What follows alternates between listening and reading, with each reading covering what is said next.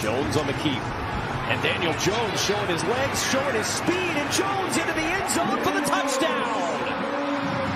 34 yards for Daniel Jones, and the Giants strike first. Well, the Eagles are used to seeing this because Daniel Jones went for 80 in game one on the same type of play. This is a zone read. Daniel Jones is going to read the defensive end. He sees the defensive end collapse. That's his tell to run the football. Keep it and go. Now, when he ran that. 4th and 1. Here's Gallman going up top and in for the touchdown. A good inside runner, but he's got a little bit of hop as well as he soars for 6.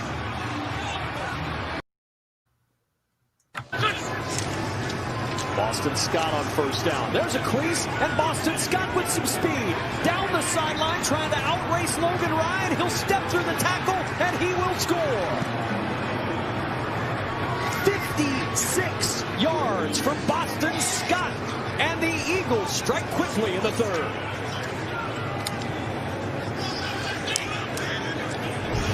When you have a center that can pull, that's such a luxury for you because it can create angles, and Kelsey's going to get the key block kicking out the corner. Then Boston Scott sees that little seam, sneaks through there. Body. Little tempo now for the Giants. Play action for Jones on first down. Looking down the opposite sideline. There's Golden Tate goes up and high points it at the 10. What a response by the Giants. And it's just the same thing, right? To be able to flip the hips and high point the football. Golden Tate is always a tough guy and will make the contested catches 9 out of 10 times. But the ball's been perfectly played. And Ward in motion. First red zone trip today for the Eagles. It's Corey Clement. A little hop towards the goal line, and he's in for the touchdown. His first rushing touchdown of the season. And the Eagles answer right back. Watch Matt Pryor on this. He's going to pull, and he's going to run to the goal line with nobody to block. So you think you got him outnumbered here when you see Big 69 pull, and then he doesn't get to the 3-yard line before there's somebody in his way, and Logan Ryan is not going to take him up high. He's going to try to create a pile, but Clement up and welcome to the post-game show, all about the Birds post-game. It is not what we thought when we did the pregame show. 3-5-1, losing to the Giants. The first time losing to the Giants since 2016. I have no words for this. This performance was just despicable. It was unbelievable. I know, Jeff, you're going to have a lot of opinions. So will you, Phil. But watching this game, just it pissed me off so much. Every single facet of the game. Well, this team really needs to hang their heads low. I would say this was a game, I would say, coming off the bye week. I know I would say Doug Peterson's 1-3 coming off the bye week. We had 2 weeks to prepare. You're getting healthy. Yeah, the Giants been playing well, but this ain't a juggernaut of a football team. We have worse things to worry about after this football game. I would say offensively, it started off the gate defensively, giving up the touchdown for the Giants with ease, going down the football field, putting the offense behind early already, and the play calling, execution, and the fact that we were 0 for 11 on 3rd down. I mean, you don't see crap like that, and you don't see stuff like that from a good football team. And I'll say this was supposed to be not cupcake, but these were games that this team was supposed to win. And after losing this football game, I'm not too high on this. I'm not too high on this team. I know, Phil. You wrote for AAT Birds earlier this week saying, "Hey, the NFC." No, I'm done. The power of positivity is gone. 100%. We just lost to the New York Football Giants 27-17. Okay, this is not what you expect from a team coming off the bye week against one of the worst teams in football. I'm at the point you cannot. I know there's a lot of people that bash me for my Wentz love and my Wentz support, but you cannot put this game on Wentz. This game is on coaching, the GM, the assistant coaches, the play calling, everybody.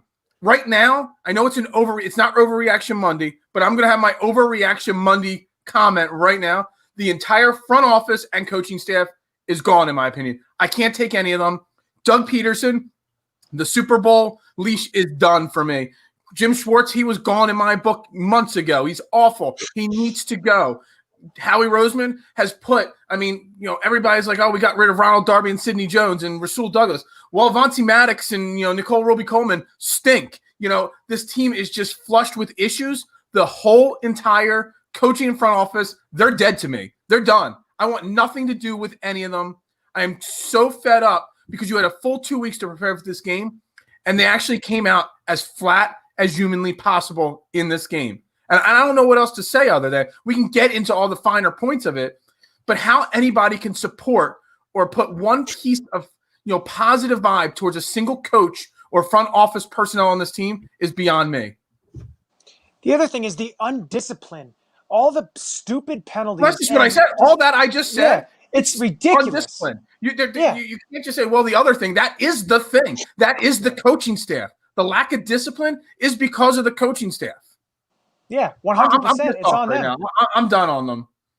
It's 100% on that. It makes absolutely no sense how Miles Sanders, early in the game, you're running the ball so well, and then especially on that one towards the end of the game, that they put Jalen Hurts in on second down. I know you said something about it, Phil. It's just ridiculous. You put him in, and I don't know what to say. They don't do anything right. It just that's what it comes down to. They do nothing right. It's just a whole bunch of miscommunication. We got a Giants fan, tripping or chiming in here. Twitch elevate. They're not a bad team. They don't play like a 2-7. You are what your record says. So the Eagles are 3-5-1. They are what their record says. They're a 3-win team. The Giants are now 3-7. They are a bad team too. So when you get two bad teams playing, somebody's going to have to win eventually. No, that's 100% right. But yeah. I'll say, and you just look, I'll say, diving into what went wrong in this game. I'll say in 2 games this year, they made Daniel Jones look like a superstar out there. I would say the first game he had 80 yards rushing. This game he had 64 yards and a touchdown, 21-28, 244 yards for a QB rating of 100.9. I would say he didn't throw any touchdowns, but he was efficient enough. He was able to move the ball for the Giants. He was able to pick up first down after first down, I believe. And his wide receivers caught when he would throw a ball up there. Darius Slayton, Golden Tate, everybody went up and caught the ball. Whereas Carson Wentz is throwing these balls up, and guys aren't making the plays necessary. There's a big difference there.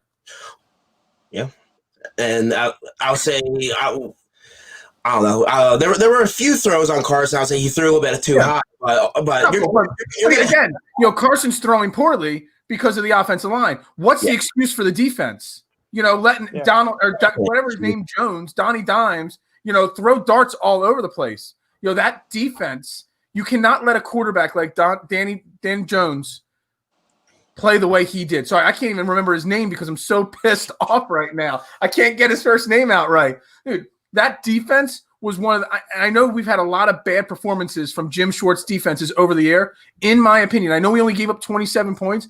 That had to be, in my opinion, the worst defensive performance in the Eagles, 5 years with Jim Schwartz. I mean, it was pathetic. You do not let a team like that. And Donald Jones, I can't say his name right now. Whatever his name is, Jones. You can't let him, after what he did a couple weeks ago, run the way he did.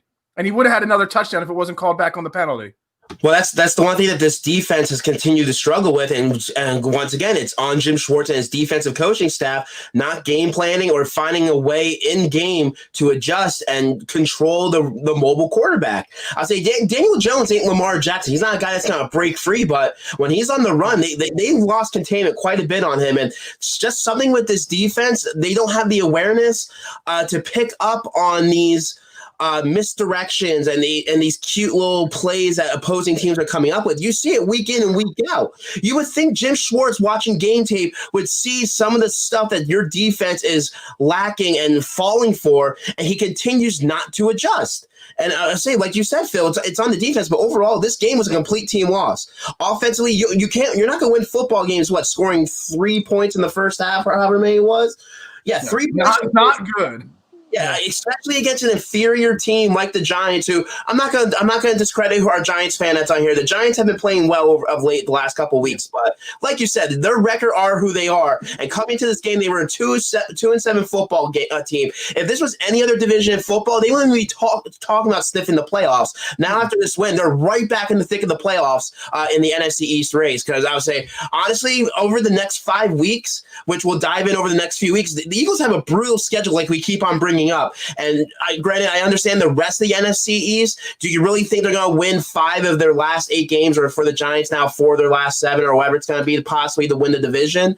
I don't think so. I don't know their schedules offhand, but I know from our schedule, we're not winning a lot of these football games. Next week, I'm not even saying we're probably going to be an underdog next week against the Cleveland Browns. We are going to be. I mean, they have a winning record. There's no doubt. I mean, well, they're banged up, so I would say with them being as banged up as they were, I would say that it could have been a low underdog. But hell, we might be even like a 5 or a 6 point underdog at this point. The way we're freaking playing, like we said, we just lost to the New York Giants, a team that has lost 8 straight to us over this span. I understand those stats are meaningless, but come on, man. Your season's on the line. You come off the bye week. You have 2 weeks to prepare for this crap, and you put up a freaking egg like that. I think my biggest thing is flying in here. I'm having trouble keeping up with putting them all on the screen. Everybody is so pissed off and fired up right now. Well, the other thing is what I said for a couple of weeks, watching these games, I'm like, after you have a bad performance or no one's being held accountable. Not one person. That comes from the top all the way down to the bottom. If nobody's going to hold Howie Roseman accountable, if no one's going to hold Jim Schwartz or Doug Peterson accountable, why would the players be held accountable? If you're not going to hold your coaching staff accountable or your GM accountable, so where I say everybody's got to go, it doesn't just have to start with Howie Roseman. It starts with Jeffrey Lurie holding everybody below them accountable. They all need to go. Honestly, I really wish this game. I wish next week was the bye, because after this game, if next week was a bye, there would have been several firings, several changes to things going on. But because we have another game, a quick turn, 7 days, it probably won't happen. But, I mean, you can't defend these guys. You just can't. You cannot come off a bye and play that poorly. What was the final number? 0 for 9 on third down. 0 for 9. 0 for 10, 0 for 9, whatever. 0 for whatever. You cannot win a football game going 0 for on third down. And, 11 penalties. There's no excuse for that at all. Yeah, and we wanted a nice, easy win. I don't think we're ever going to. Yeah, I wanted an easy win. I assumed there was going to be an easy win. Maybe that's Homer in me, but the team is not as bad as it's. There is some talent, not a lot, and that comes on Howie, but there is some talent on this team. Yeah, and I know everyone's going to hate me for saying this. Carson Wentz is a talented quarterback. But when you have a bad coaching staff and a bad team around him, you're wasting the prime of a borderline really good quarterback. I won't use the other word. Borderline really good quarterback by having an awful coaching staff and an awful team around him. You've got the best running back in the league, averaging 6.1 yards per carry in Miles Sanders. He's 100% healthy. You ran him 18 times today. Why? Yeah. He had 7 rushes in the first half. He is the best runner, yards per carry. You got 3rd and 1s, 4th and 1s, 3rd and 2s, and you're doing trickery plays instead of giving it to your top-tier running back. It starts with the top. It's a domino effect rolling down. Well, that and the design play calling on that, 3rd and 1, they decided to throw for it instead of running with Miles Sanders, who, like you said, was averaging 5.7 yards a carry. Hell, even Boston Scott, minus his 56-yard run, was still averaging roughly 4 yards. Are you talking in the first half, that play? I can't remember which play it was. There was a play in the first half I talked about on the halftime show. I'm trying to turn back to the first half notes here, where it was 3rd and 1. Yeah. And it was actually on Carson, that play. I mean, it was a bad play call. It should have been a run. Sure. But it was a pass to Reagor, and he double pumped the ball. Yeah. And he should have released it on the initial read, and he had the first down, but then he double pumped and gave the Giants defender a chance to recover. But Carson shouldn't have been put in that position to make that mistake, because you should be running. If you're in a 2-down, play, 3rd down and 4th down to get that first down, and you got 2 yards to get, you just hand the ball off to Miles Sanders twice. It's plain as that. Even Corey Clement got a touchdown. So obviously the Giants' run defense is not good. Why are you not running the ball 35, 40 times today? They gave up 156 yards on the ground, so that just shows how bad their defense was on 23 rushes. Exactly. You should have been handing the ball off to everybody nonstop. And this was a game that you should have 200 and 250 yards rushing. But the other question is play calling. You know, when the game started, I was very surprised to see Opeta in there at left guard instead of Herbig. And then Matt Pryor and Opeta, you could see it, especially when Carson was throwing the ball. Matt Pryor seemed to get all out of sorts when Giants brought any type of blitzes. And Opeta had that one where he stepped on Carson Wentz. I think it was a 3rd and 1 that wound up being a 4th and 5 then. But it's just like I don't know. I'm just no words sometimes because I'm just so pissed that. Well, you say that. Watching this team. We signed Jason Peters to be a guard. We took Jordan Mailata, who was actually performing at left tackle well, out of the lineup to put him there, okay, to put Jason Peters at left tackle, okay? Why not, if Opeta and your guards are playing so pitifully today, and the entire inside, Jason Kelsey is on my shit list too today. Jason Kelsey too. That awful, but you could have moved Peters back to guard, improved the guard play a little bit, and put Jordan Mailata at left tackle. And I'll give Jason Peters credit. He stayed in there the whole game. I did not see him come out of the game once. He did not. Same thing with Lane Johnson. They actually played the entire game, which is great and all. But you got a guy in Jordan Mailata that's coming into his own and is performing well. Instead of making a shuffle or an adjustment to solve one of the biggest issues happening in the first half, you just keep throwing Opeta out there who's getting crushed. And I'm not making an excuse for Jason Kelsey, but when you've got 2 awful guards on your left and right side, you're going to make quick snaps. You're going to get low snaps because he's trying to get the ball out of his hand as quickly as possible so he can figure out which one of Bozo 1 or Bozo 2 to make up, for their mistakes with. So, what happens to, bringing in an extra lineman or an extra tight end to help block? None of that happens. So, again, it's all on the coaching staff making adjustments. I say to answer Scotty's question, he asked, should Doug kick the field goal the last drive instead of going for a 4th down? No. I'll say they were mentioning the wind conditions out there, and with Jake Elliott being as shaky as he is, unfortunately, Scotty, I felt Doug made the right decision there. Yeah, it was probably the right. It was one of the few. I mean, I won't agree with all his go for 2-point conversion attempts. Both. I mean, I know they made one of them, but they were terrible decisions. Whoever his analytic guy is. I understand, I would say, somewhat why, because if they would have made that second one, it would have made it an 8-point game instead of a 9-point game, so it's still a 1-score possession. Whether they don't get 4, it's still a 2-possession game or something. I somewhat get it, but just kick I would say, like Scotty and I think, or Chip said during on our Twitter account, I was like, he must not have any confidence in Jake Elliott whatsoever. I really think it's a confidence issue with Jake, because the analytics don't say go for it every single play. It just doesn't. It doesn't.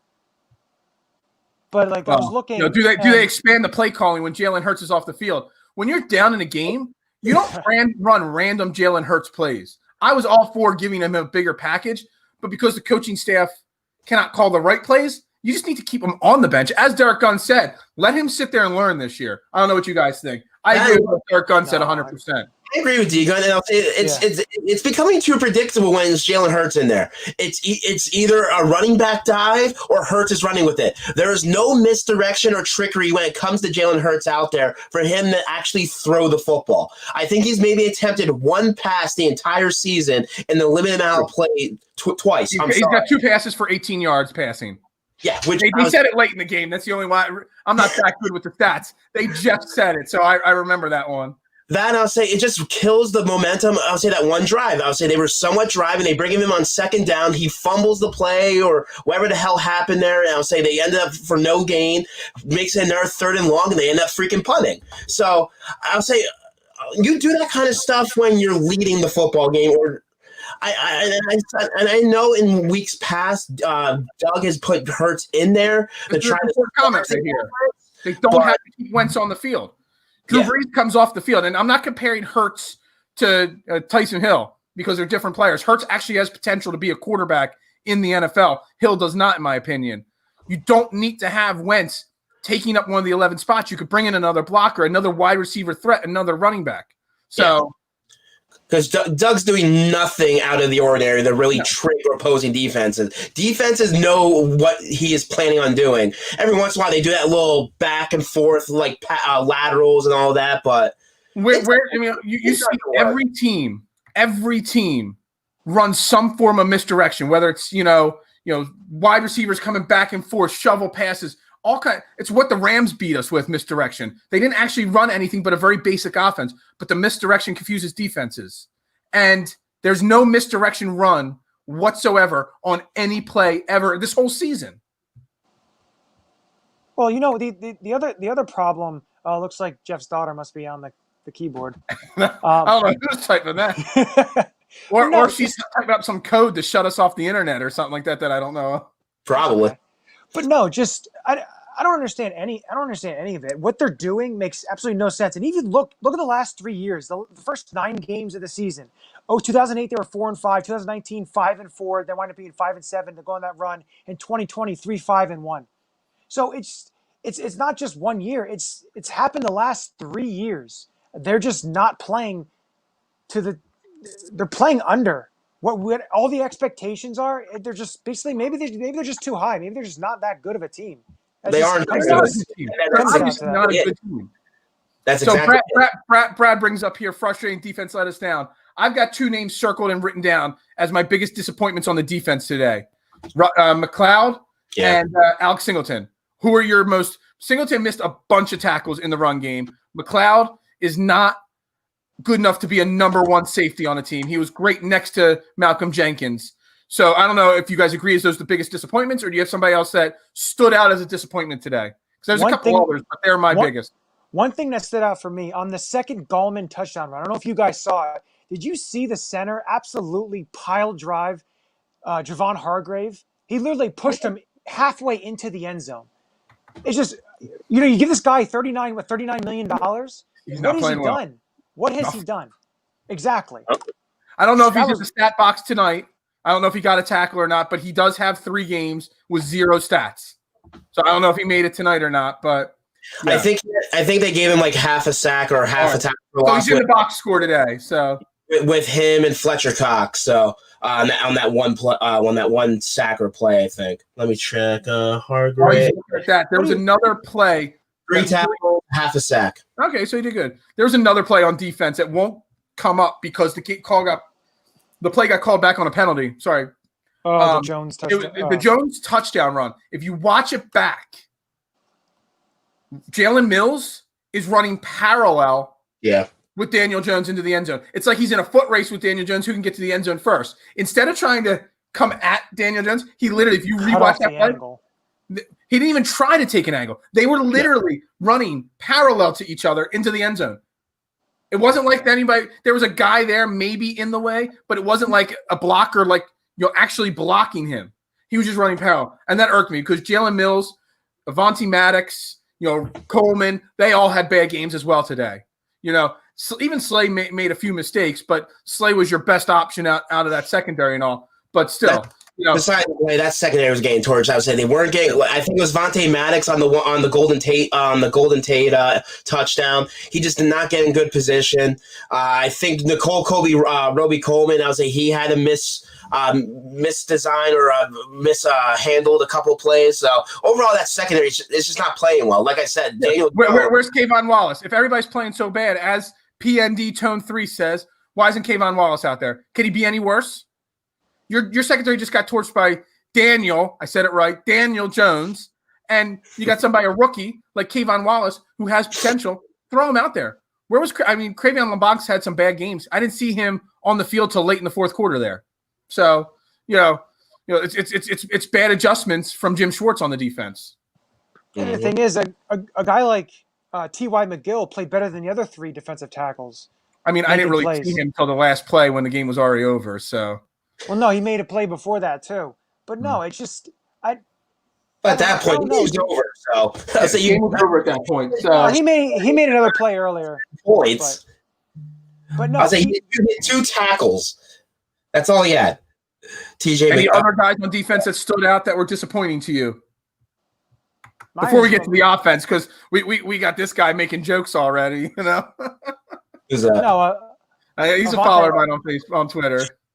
Avonte Maddox is another disappointment. We went over that, but it's really nobody showed me. There's no positivity in that defensive. I don't think I wrote down the only positive thing I wrote down about the defense was the first line in my notes. Barnett sack first play, 3 exclamation marks. There's not in 2 pages. There's not one other positive defensive thing written down there. Hey, the one positive could have been a lot worse. They held the Giants to 5 for 14 on third down, where the Giants held us to 0 for 9. So a little bit of positivity that we got off the field on 9 third downs there. So it could have been a lot worse. Yeah. I hear you. You know? Note out there. All right, so let's go to the offense. Who disappointed you the most on offense then? Because that's all we can't even like talk about the positives. There are a few positives. It's all about the disappointments because I'm just disappointed. The thing I saw a couple of times, I don't know if you guys happen to see it, but when they were in the huddle and Jeffrey was in there, how many times did he go to the wrong side of the field? There's at least 2 or 3 I did times notice I that counted. 2 or 3 times at least. That they're not just on him. A couple. Rager did it once or twice. Again, what's that? When that happened? Coaching. Yeah. You don't have an offensive coordinator. You're not prepared. You're not prepared. You know, the lack of an offensive coordinator is an issue. Question here from Jerome 12. What letter grade would you give Wentz today? You guys want to go first on that? I'd give a C. Yeah. I give him about a B. I'd give him about a B minus. I think he played pretty well considering the crappy offensive line, the crappy play calling, you know, the special teams being pinned deep in his zone multiple times. We didn't see hero ball Wentz, I would say, which is something we were missing. We were missing that leadership. But overall performance, I would say the one thing that Johnny had his bold prediction, he was partially right. He said Wentz wouldn't have any turnovers, which was the case today. But like you said, Phil, behind that offensive line, I would say he was sacked twice, which ain't the alarming number. He was hit 12 times on 37 dropbacks. So if he's hit almost 1/3 of his dropbacks, I honestly probably expected a little bit worse game. I was saying, what's he supposed to do? If pressure's in his face, of course he's going to dump it off. I know people were giving the Eagles crap on that 3rd and 18 where they dumped it off. There's nothing he could do there. Yeah, there's no one's open. You're getting no time. What are you expecting? You expect him to take the sack and risk the turnover? No. Of course he's going to dump it off. Unfortunately, it stalled the drive, but there's only so much this guy can do, and the Giants did a well defensive game plan, taking our receivers out of the game because there was plenty of time. Not only did they not get taken out of the game, but the wide receivers as a whole came down to earth. Fulgham had drops today, route running from him. Rager, Ward, poor. Jeffries, did he even register a catch today? Alshon Jeffries, I think he had one, maybe one none. Target, I think. Yeah, he had a target. One target. The most consistent guy catching passes today was Richard Rodgers, who is slowly developing into a tight end too, which then gives us the ability to move on from that's another whole subject down the line. He literally catches everything thrown his way. So that's a positive right there. But the whole wide receiver group that we were all so high on came down to earth. Well, maybe it was because Arcega-Whiteside wasn't out there. It's the first game he hasn't dressed. Maybe him not being out there, it made everybody else, come down a notch there. But no, the other thing that I get is a good thing for Wentz too is he did check the ball down. Now, of course, there was a couple drops on when him trying to check it down, but that's something that we've asked him, try to do. We keep saying, why isn't he checking it down? Why isn't he and not playing that hero ball, which hopefully is, and he did have a couple throwaways, so building up. But the thing was, everything else around him was breaking down. So that's the other tough this part question here. Watkins actually was a healthy scratch today. Yeah. Hightower, though, I didn't see Hightower on the field once other than special teams. Did you guys? I don't think I saw him. It's fine because he hasn't been playing great to begin with. But he wasn't targeted at all. So what about But the thing is, you can't. When Hightower was out there, they were doing deep ball passes. Other than that play at the end of the first half, did they really make an attempt to go deep with the ball? It was the to win, Jalen Rager or anybody else. The tough part. The win was a factor, I think, to try to force it to go deep. But the Giants, there were several 30, 40-yard pass attempts by the Giants. Yeah. I'll say the one pause I want to bring out, we're bringing up the wide receiving core. I would say it's good to see Jalen Rager get involved in the offense. His second game, I would say he was targeted 7 times, 4 catches for 47 yards. It wasn't the Justin Jefferson games or the CeeDee Lamb games we've been seeing lately, but it's good to just get him involved, to build that chemistry with Wentz and get out there and getting some playing time. So I would say if we want to bring up one of the positives, it's Jalen Rager. He was your leading wide receiver. I would say Richard Rodgers led the team as a whole as far as receiving yards, but it was good to see Rager out there and getting that playing time and building that chemistry. And I will say, I've got another positive. there's been one thing I've been screaming for since week 1 that the offense needed to do, and that was run up tempo. And they ran it many times today. And outside of the one time they were running up tempo, Wentz got his foot stepped on, and that killed that drive. There were a couple moments where drives stalled because of mistakes on the offensive line or drop passes, but at least Doug let Carson run that up-tempo offense, because that's when he's the most comfortable, and that's when he's the most successful, Carson Wentz. So, and the screen game, we've talked about, I think all of us, that you can't run a screen game when you have no offensive line. No. That's the key to a screen game, is a strong offensive line that gets out and blocks. But, Well, a little bit of those wide receiver, those bubble screens that they ran, I would say were pretty effective, especially on that 4th down play. So that was actually a policy I said at the halftime show. That was a play we haven't seen that. I like that play. It wasn't a bubble screen. It was like a mix between a bubble screen and a slant. It was kind of like a combo route there, and it was something we hadn't seen before. So that was a positive. And we'll go to that question right there. Yeah, sorry. We're Doug said too many third and longs. Yeah, well, you got to do better on 1st and 2nd down. Well, hand the ball off to Miles Sanders, one of the best running backs in the league. He's an elite running back. Isn't it? What he could do, his speed and what he can do if he's healthy, that offense can go. And I like what they did with Boston Scott. Gives him a couple different. I think they get him a little bit more too. I understand you want to Miles into it. The fact that Miles only got 15 carries, so I would say they didn't want to rush him coming off that injury. But Boston Scott only had 3 carries. I would say he showed that he can take a little bit of a workload in that Dallas game, and he broke off of that big 56-yard run. So I would say if they didn't feel comfortable giving Sanders the ball as much, instead of those couple of those passing plays, I felt they should give Boston a few more carries in the offense. Yeah, I mean, you can also I haven't seen it done once this year. But you can have 2 running backs out on the field at the same time. It creates some misdirection and confusion on the defense, but they don't run that once. Back when we had Darren Sproles, you had LaShawn McCoy and Darren Sproles. You had multiple running backs back there at the same time, and it created mismatches. It created issues, but yet they haven't done that once. We addressed this earlier. I think when you have Tweedledee and Tweedledum as your left and right guard, Kelsey's going to rush snaps, in my opinion. I don't know if you guys thought differently. Yeah, he was rushing to try to pick up either or the guy alongside of him. So, yeah, I could.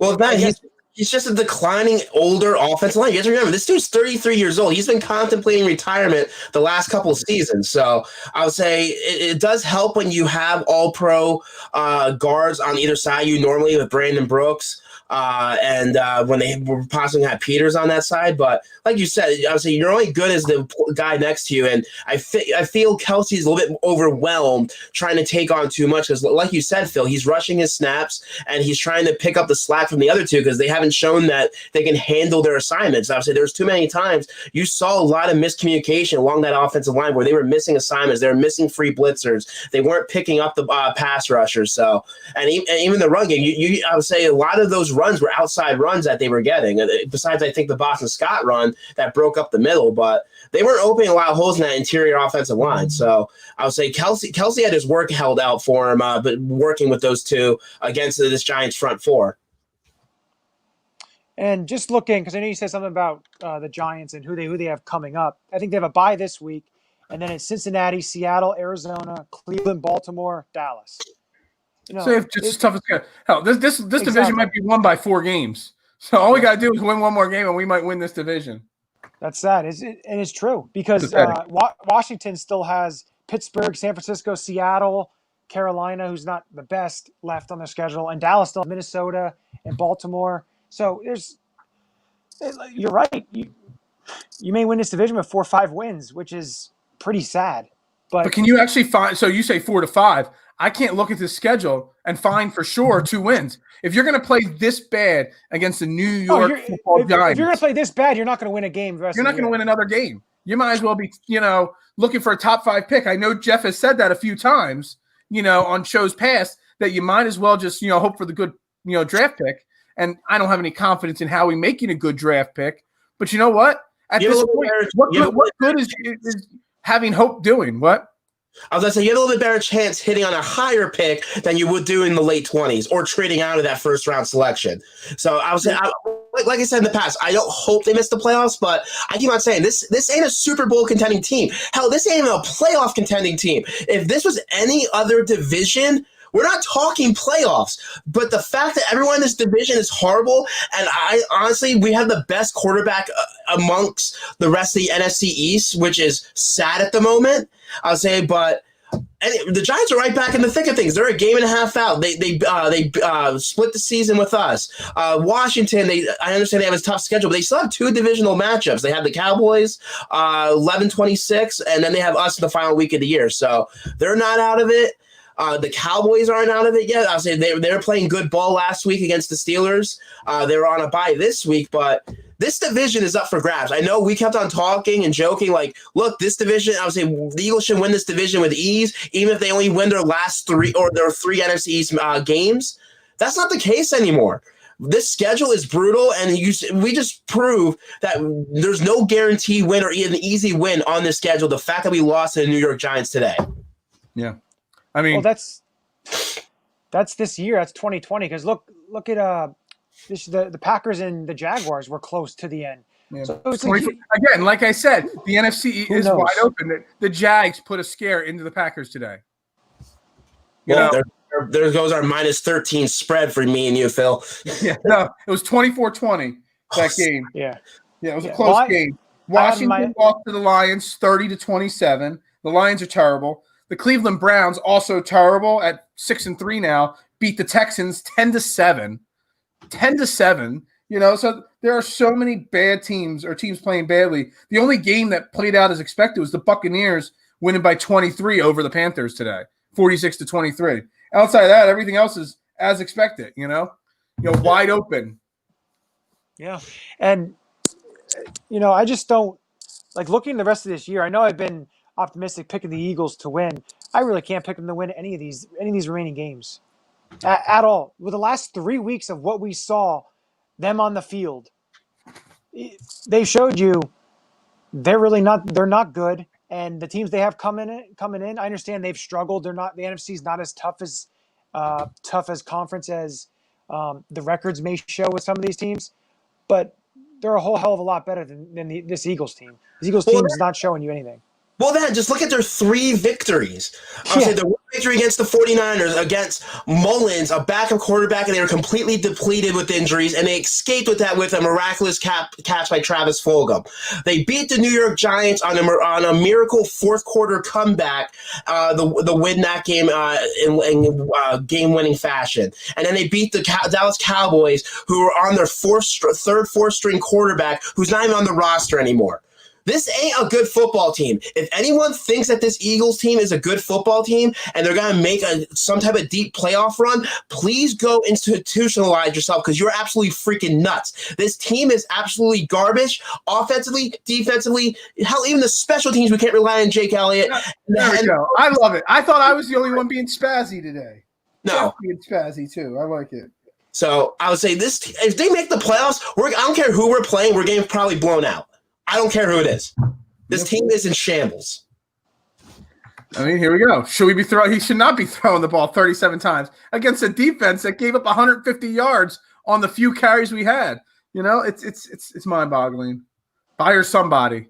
Yeah. If you could pick one person to fire right now, who would it be? Me personally? Are we talking anyone in the organization? Right now to fire right now, just for the rest of the year. Not at the end of the year, right this second, going forward. Who Maybe is like the a number spark. one you're firing? I would have to fire Howie, but if you're talking about just say start the season. No, just right this second, that will help the team moving forward this season. That's not going to help them moving this season. The only scapegoat is unfortunately Jim Schwartz. The defense was in shambles today. They're never going to fire Doug. At least not for the next couple of years. After winning that Super Bowl, I feel that's wrong. At this point, I'm ready to say it's wrong. I'm ready to say Jim Schwartz should be fired today because he'll make a statement for the rest of the season. Yeah. But if this season continues on this path, there isn't a pass for Doug Peterson anymore. Peterson, if we win 4 games this year and miss the playoffs, Doug is gone. Jim is gone. Press Taylor, that's all I got. It's not on Jim. Every single one of them, from top to bottom, is gone if we only win 4 games or even 5 and miss the playoffs, and rightfully so. I completely agree, but I would say I just don't feel unless there's a complete dumpster fire for the rest of this year, like they lose their last 6-7 games or something like that.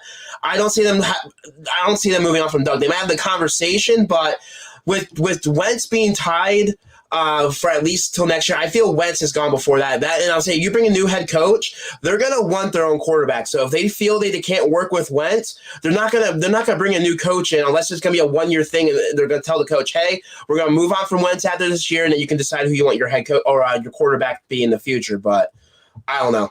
I think I agree with you. It would make a statement, but I just don't see it happening. I mean, I want more of these shirts, whether it's this year or in years future. But you know what? You're not going to get them if you just keep running out the same thing over and over again. We're just going to keep getting set back. Yeah, and something's going to happen. I don't know. At the end of this year, there's going to be a lot of talk with the Doug and Howie. I don't know if there's a friction. I know there's been reports of certain things, but when you keep playing bad and you keep losing games, you know, these scabs seem to scratch open and blood comes pouring out. So I think this is actually a really key one. The fact that we don't have an offensive coordinator. I mean, we've talked about it a few times in the last couple of weeks, but I don't think it gets enough talk overall because, you know, Doug's got 9 different voices coaching up Carson and coaching up the offense and giving him ideas. I'm not on the same level as other people saying it was all Frank Reich winning the Super Bowl. It wasn't all Frank Reich. There's a lot that played into it and all. But having one offensive coordinator that is control of the offense and the game plan makes a difference. And the fact that they don't have one, you know, that would shake things up. Whether you don't want to fire anybody, then Howie goes to, you know, Doug Peterson says, you're not calling plays, promote Deuce Staley or whoever in charge of the offense and make them the offense coordinator and play caller going forward. It makes a statement. Moving forward, you know, as this one said here, you know, what change needs to happen? A statement, a major statement needs to be made to the coaching staff and to the players that we're not going to accept this kind of performance. And that's why I don't feel they're going to let go with Doug. I'll say just for the fact you had that little bit of a scapegoat saying he didn't have an OC, but they're going to tell him, hey, look, I'll say if you want to stay the head coach of the Philadelphia Eagles, we're going to design this team the way that we want to. You're still the head coach, but we want to bring an offensive coordinator in here that we feel that will run an offense that we want to run. You see, now there's the problem there. He had the offensive coordinator. He won it last year. He said he was coming back, and then somebody went behind his back and fired his offensive coordinator. Which is why I think Doug's not going to have much of a say as who they bring in. Then what's the point of him being the coach here if he has no say? The head coach is supposed to have the second most say in the organization. I agree, but obviously your GM and your coach have to be on the same page. They're not. And they're not on the same page. So why not just clean house? If you're going to keep Howie, and if you're saying Doug has a leash for another year, Howie still has another leash for another year probably too. Howie's here for a while. So you might as well let Howie clean house and bring in a coaching staff of his choice, because obviously there's a disconnect between Doug and Howie, and that's holding everybody back. Yeah, everybody on this team back. Lurie has too much of what's the word I'm looking for? Loyalty to. Yeah, he's loyal. So he's. I was look at Andy all those years. We wouldn't move on from Andy until there was that. It absolutely had to happen, and it's gonna be the same way for Howie. And that's why I feel like they're gonna find one thing that pinpoint. They're gonna say, hey, the defense was bad this year. Schwartz needs to go. They'll bring a new. They're gonna revamp the entire coaching staff besides the head coach. I feel that's what's gonna be the statement at the end of this year, regardless if they make the playoffs or not, because they realize. I agree that that's probably what they're going to do, but if there's this disconnect, it's not what they should do. No. It should be a complete house cleaning. But you can't get rid of the head. You can't get rid of the head coach that won you a Super Bowl just 3 seasons ago. Yes, you can. You can, but I'll say that would just. I'm a Doug Peterson supporter. I love Doug Peterson. Because also I'll say this is a team, if they make the playoffs, have made the playoffs 4 straight years. I'll say freaking the. Bengals head coach the longest time. What the hell is his name? Marvin Lewis. Marvin Lewis was a coach for 300 years there. Freaking 15, 16 years without a playoff victory. So I would say this. I understand this is Philadelphia, but I feel he has a little bit of a leash, and I feel Carson might be the one that's going to be out before Doug Peterson, unfortunately. Which Carson Wentz did go to the podium to speak to the media. We'll give you a little bit of his press conference. We'll get started here with Martin Frank and then Chris Murray. Hey Carson, sorry. You guys went 0 for 9 on third downs. I mean, what did you see as kind of like the main issue there, especially early in the game when a lot of those were like third and short? Yeah, I got to watch the tape. Honestly, I didn't realize I knew we struggled on third down. I didn't realize we were that poor. Anytime you're 0 for 9, obviously you're not doing something very well. And hats off to them. They had a good game plan. That's a good defense over there. They made it hard on us, but we definitely made it tougher on ourselves, left some plays out there, didn't execute enough. And 0 for 9 on third down is extremely frustrating. And I think that's something we pride ourselves on, is staying on the field on third down, and we didn't do it today. Chris and Mike Sealski. Yeah, Carson, can you put your finger on why the offense was kind of inconsistent today? You had some brilliant moments, but then it was just inconsistent. Can you put your finger? Was it them? Was it what you guys were doing? Yeah, it's hard to put your finger on one thing as to why we were kind of inconsistent offensively. I think, we did some decent things at times throughout the game, and we struggled. I mean, for one, we didn't stay on the field. We just talked about 0 for 9 on third down makes it tough. But like I said earlier, you got to credit that defense. They definitely disguised a lot of looks and brought all sorts of different pressures and made it tough on us. And they played a great game, and we didn't do enough to win. Mike and Jeff Skaversky. Or Jeff, if you're ready, go ahead. No, sorry about that, Allie. Carson, there seemed to be a couple moments out there where you were frustrated either with a play call or maybe a decision to insert Jalen into the game. Did moments like that come up?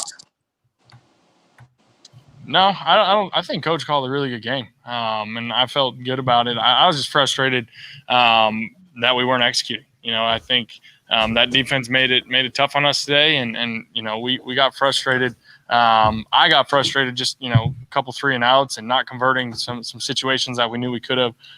So yeah, I get a little frustrated out there, but it had nothing to do with any of those things. Jeff Skaversky and then Paul Domowich. Hey, Carson, you guys were able to run the ball having Miles Sanders back, but you get some weapons back in Miles and Alshon. How surprised are you that you guys did struggle offensively as a whole, between the third downs and between converting and scoring touchdowns? Yeah, obviously we are surprised. We don't go into a game thinking, we're going to, struggle like that and go 0 for 9 on third downs and only put up a couple points. But, I got to give a lot of credit to that defense. I thought we had a good game plan ready to go, but I've been saying it all week. That's a good defense, and we had to come out and really execute at a high level. And I think we did that at times, but we didn't do it well enough. We didn't sustain enough drives, and we left some plays out there. But they made a lot more plays than us, and we didn't deserve to win. Okay, we get the freaking gist of that crap. I was saying, I don't want to hear any more of it. One thing he said 100 times, got to credit that team. You don't got to credit that team. You got to do better to beat that team. Yeah, and I'll say, if we're talking about people getting fired, so we need to get some new media members in there, because I'm tired of these softball questions and guys that are just asking the same crap over and over again. Like, how many times are you going to ask about third down, execution, this and that? And I'll say, I know you guys can Because you know see what the answer is going to be. It's going to be an easy answer. Oh, well, we have to do a better job and all that kind of stuff. It's going to be an easy answer. It's not a tough question.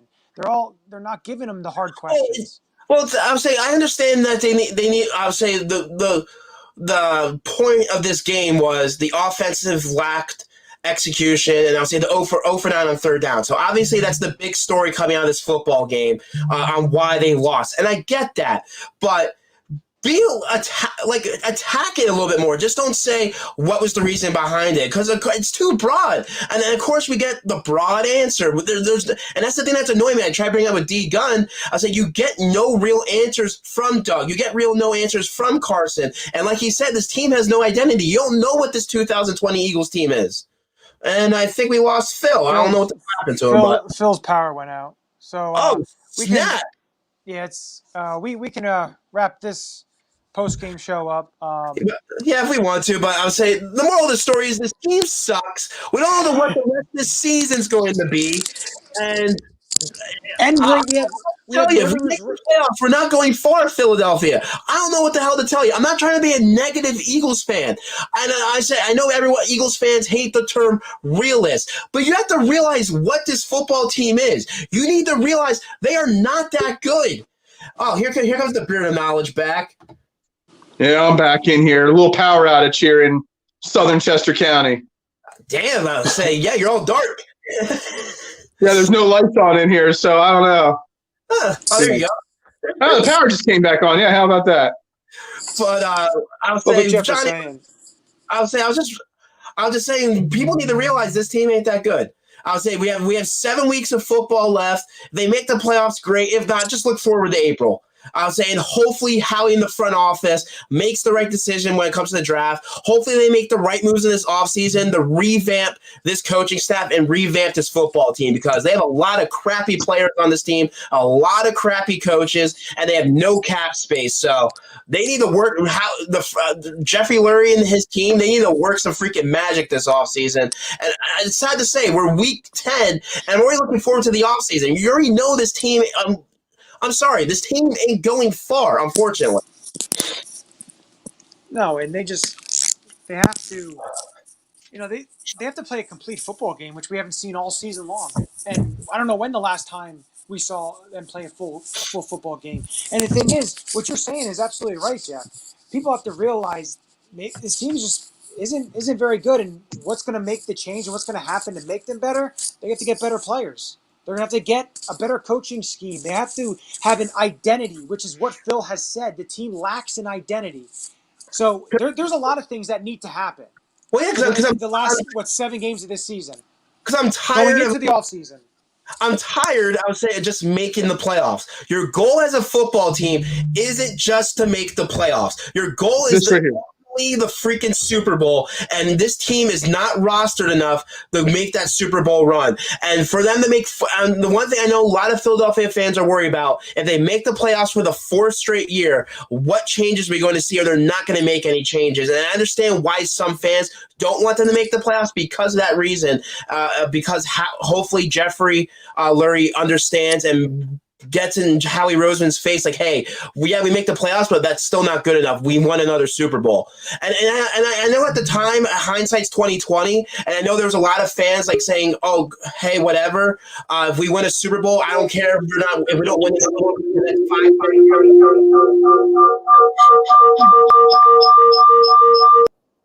5 Oh, sorry about that. My computer just came back up. Oh, okay. Sorry. Yeah, I didn't realize what happened there. I was like, what's going on? My computer just turned it right back on. My bad. It's all good. Yeah. I mean, we're all pissed off anyway, right? So it doesn't even matter at this point. But I'll say once again, if you're just following this now, the Eagles lose to the New York Giants. I don't even remember what the final score was. 27-17. Yeah, exactly. I'll say that's how bad this was. I don't even remember the freaking score. So I'll say fall to 3-5-1. They're a game and a half above the Giants. I don't know what the hell they're above the rest of the freaking NFCs. Who the hell cares even more? Washington lost. They're 2-7, and Dallas on a bye. They're 2-7. So yeah, exactly. So who the hell cares? If we win this freaking division, whoop-de freaking do, because we're not doing a goddamn thing, unfortunately. Yeah, I don't know about you guys, but I'm ready to wrap this show up because I'm just beyond frustrated. But I would say, don't forget tomorrow. I don't know if anyone has saw, but we have a new show on the All About the Birds network. What's John? If you want to talk a little more about that, since you helped set that up.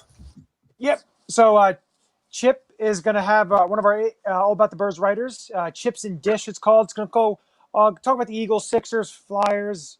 Really anything Philly sports. He's going to talk about all Philly sports. So that's a great new show on Monday night, 6:30. So make sure you tune into that.